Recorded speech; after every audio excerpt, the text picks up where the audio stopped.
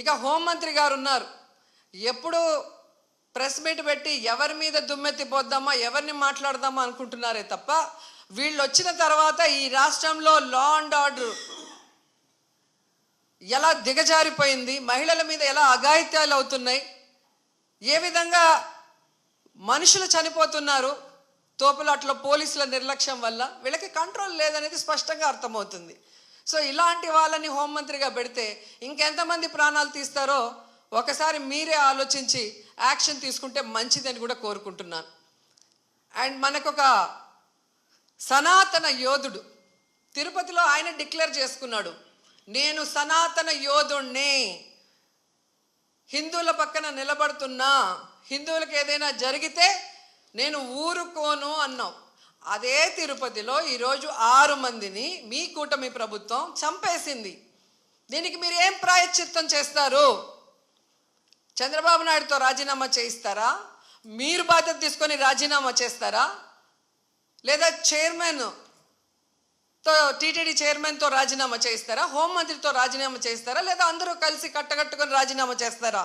మీ అందరి ఫెయిల్యూరే కదా ఇది. నిజమైన సనాతన యోధుడివైతే ఇప్పుడు రా, వచ్చి మీ ప్రభుత్వంలో ఎవరెవరి నిర్లక్ష్యం వల్ల ఇది జరిగిందో వారందరి మీద క్రిమినల్ కేసులు పెట్టించుకోండి. అంతేగాని ప్రమాదవశాత్తు జరిగిందని 194 BNSS పెట్టేసి చేతులు దులిపేసుకోవాలంటే మాత్రం వదిలే ప్రసక్తే లేదు అని కూడా ఈ సందర్భంగా తెలియజేసుకుంటున్నా.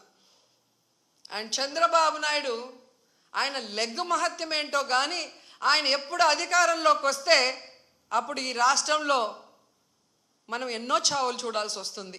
గతంలో గోదావరి పుష్కరాలు ఈయన పబ్లిసిటీ పిచ్చి వల్ల ఇలాగే గేట్లు తెరిచి జనాలు తోసుకొని ఒకరి మీద ఒకరు పడి 29 మంది చనిపోయారు. మొన్న ముఖ్యమంత్రి అయిన వెంటనే ఈయన నిర్లక్ష్యం వల్ల, ఈయన వైఫల్యం వల్ల దాదాపుగా విజయవాడ వరదల్లో 60 మందికి పైగా చనిపోయారు. మళ్ళీ ఈరోజు చిత్తూరు జిల్లా కుప్పంలో ఉండగానే 6, 7, 8 ఉండి పోలీసులందరినీ తిప్పుకొని ప్రజల్ని గాలికి వదిలేశారు. మానిటరింగ్ లేదు. ఎన్ని లక్షల మంది వస్తున్నారు, వీళ్ళకి ఏం సదుపాయాలు చేశారు, వీళ్ళకి ఎలా టోకన్స్ ఇస్తున్నారు, ఎక్కడ క్యూ లైన్స్ ఇచ్చారు అనేది ముఖ్యమంత్రి పట్టించుకోడు, చైర్మన్ పట్టించుకోడు, ఎస్పీ, కలెక్టరు, అలాగే ఎండోమెంట్ మినిస్టర్ ఎవరు పట్టించుకోరు. బాగా జరిగితేమో మా గొప్పతనం 30 ఇయర్స్ ఇండస్ట్రీ, 40 ఇయర్స్ ఇండస్ట్రీ అని గొప్పలు చెప్పుకుంటారు. లేదు అంటే గత ప్రభుత్వ వైఫల్యం లేదా అఫీషియల్స్ వైఫల్యం అని ఎప్పుడు ఎవరో ఒకరి మీద దుమ్మెత్తి తప్పించుకోవాలన్న ప్రయత్నం చేస్తున్నారు. ఇది సీరియస్గా తీసుకోవాల్సిన ఇష్యూ. ఈ చంద్రబాబు నాయుడు గారి వైఫల్యం వల్ల, అసమర్థ వల్లే ఈరోజు ఇంతమంది చనిపోయారు. ఆయన నియమించిన వాళ్ళు ఎవరైతే ఉన్నారో వాళ్ళందరి నిర్లక్ష్యం వల్ల జరిగింది. సో వెంటనే ఈ ఎఫ్ఐఆర్లు మార్చి తప్పు చేసిన వాళ్ళ మీద క్రిమినల్ కేసులు పెట్టాలి. లేకపోతే మేమైతే వైఎస్ఆర్సీపీ తరఫున భక్తులకి అండగా ఉండి ఆ చనిపోయిన కుటుంబాల తరఫున పోరాటం చేస్తాం. వాళ్ళకి కూడా ఎక్స్గ్రేషియా ఒక్కొక్కరికి మరి డబ్బులు 1 కోటి నుంచి 2 కోట్ల దాకా ఇవ్వాల్సిన అవసరం ఉంది. ఎందుకంటే మీ వల్లే వాళ్ళు చనిపోయారు, వాళ్ళ నిర్లక్ష్యం వల్ల కాదు. అలాగే గాయాలైన వాళ్ళకి 25 లక్షల రూపాయలు కూడా ఇవ్వాలని డిమాండ్ చేస్తూ, నిజంగా తిరుపతి అమ్మాయిగా నాకు నిజంగా చాలా బాధేస్తుంది. ఎందుకంటే నాకు తెలిసి ఇంతవరకు తిరుమల చరిత్రలో ఇలా వైకుంఠ ఏకాదశి కోసం దర్శనానికి వచ్చిన వాళ్ళు చనిపోయిన దాఖలాలే లేదు. అలాంటిది ఈరోజు 6 మంది దాకా చనిపోయారు అంటుంటే ఆ కుటుంబాలు టీవీల్లో చూస్తుంటే వాళ్ళు ఏడుస్తుంటే మనసు ద్రవించిపోతుంది. కానీ ఈ కూటమి ప్రభుత్వానికి ఏ ఎమోషన్ లేదు, ఏ బాధ లేదు. ఎలా తప్పించుకుందామా, ఎవరి మీద తోసేద్దామా అన్న ప్రయత్నమే వీళ్ళు చేస్తున్నారు. సో ఖచ్చితంగా మోడీ గారిని డిమాండ్ చేస్తున్నాం, మీరు దీని మీద సీరియస్గా ఎంక్వైరీ చేయించాలి. తప్పు చేసిన వాళ్ళ మీద క్రిమినల్ కేసులు పెట్టి వీళ్ళని లోపల పెట్టాలి.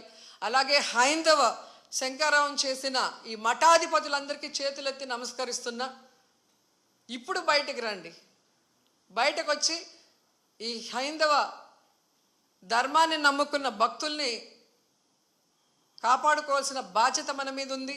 అలాగే తిరుమల పవిత్రత కాపాడాల్సిన బాధ్యత మన మీద ఉంది. అలాగే భక్తుల చావుకు కారణమైన వాళ్ళని శిక్షించే విధంగా మనం పోరాడాల్సిన అవసరం కూడా ఈరోజు ఉంది. కాబట్టి మీరందరూ బయటికి రావాలి, మాట్లాడాలని కూడా కోరుకుంటున్నాను. ఈరోజు ఎంత దురదృష్టం అంటే మొన్న game changer film function pre release event చూశాను. ఫొటోస్ చూస్తే మినిస్టర్ ఉన్నారు, కలెక్టర్ ఉన్నారు, ఎస్పీ ఉన్నారు. ఒక సినిమా ఫంక్షన్కి ఇంత ఇంట్రెస్ట్గా ఇంత చిత్తశుద్ధిగా పనిచేసిన వాళ్ళు ఎందుకు టీటీడీకి సంబంధించిన వైకుంఠ ఏకాదశికి ఇంట్రెస్ట్ లేకుండా పనిచేస్తున్నారు? ఎందుకు భక్తుల సేవలో ఉండకుండా చంద్రబాబు నాయుడు సేవ కోసమే మీ టైం కేటాయిస్తున్నారని నేను అడుగుతున్నాను. దీంట్లో కల్ప్రిట్ ముఖ్యమైన వాడు ఎవరంటే జేఈఓ ఇన్ఛార్జ్ ఈఓగా ఉన్నారు వెంకయ్య చౌదరి. వెంకన్న దేవుడిని ఆయన చేతికి చంద్రబాబు నాయుడు ఇస్తే ఈ వెంకయ్య చౌదరి ఈ టీటీడీని ఏం చేస్తున్నాడో అక్కడ మీరు ఒకసారి ఎంక్వైరీ చేస్తే మీకే అర్థమవుతుంది. టీటీడీని ఈరోజు టీడీపీ ఆఫీస్ లాగా తయారు చేసి ఈరోజు భక్తుల సేవ కన్నా టీడీపీ వాళ్ళ సేవలోనే వీళ్ళు తరిస్తున్నారు. ముందు ఆ జేఈఓ వెంకయ్య చౌదరిని అక్కడి నుంచి తీసేస్తేనే ఆ తిరుమల ప్రక్షాళన అవుతుందని కూడా ఈ సందర్భంగా తెలియజేసుకుంటున్నా.